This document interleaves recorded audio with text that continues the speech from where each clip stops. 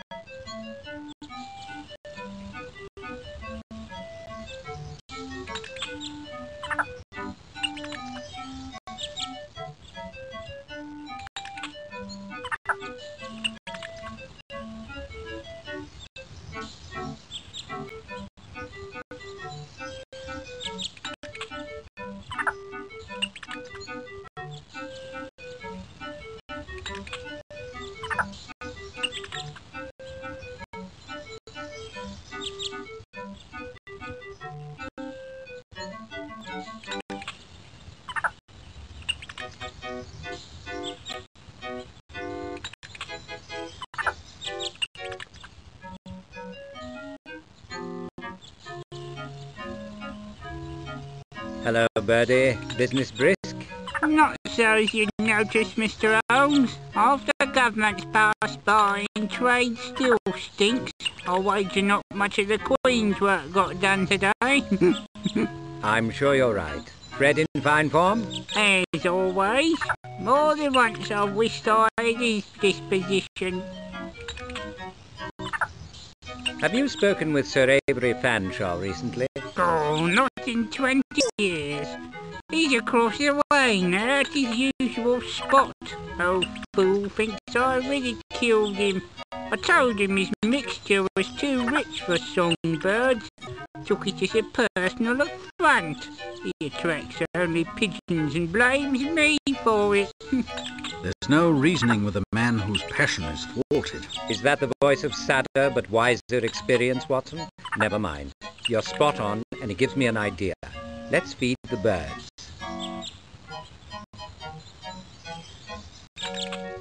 Could you play a lilting waltz for me, Bertie? With pleasure, Mr. Holmes.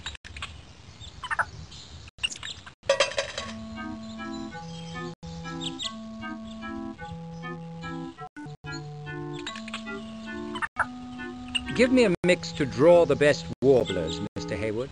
For sixpence, Mr. Holmes, I'll guarantee an exaltation of larks.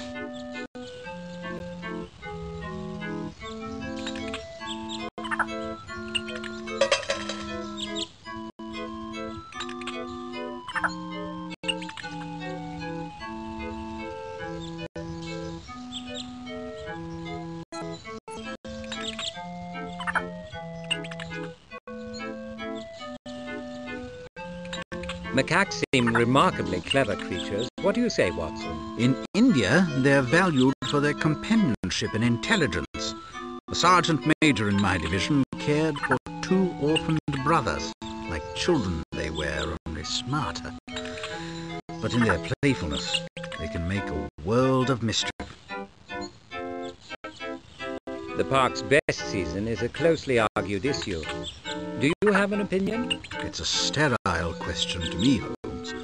Weather cannot affect the park's true beauty or its inestimable value.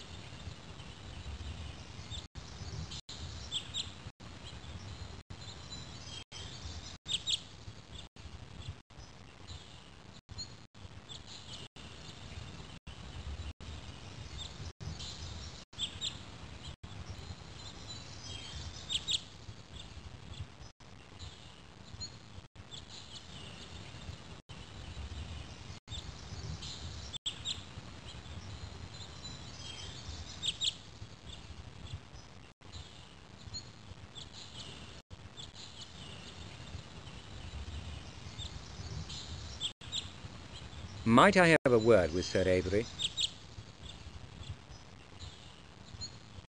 If you're tired of this life, you can try. Be a good lad and push off. I'll only take a moment. If you don't want it to be your last, don't linger. Move on now.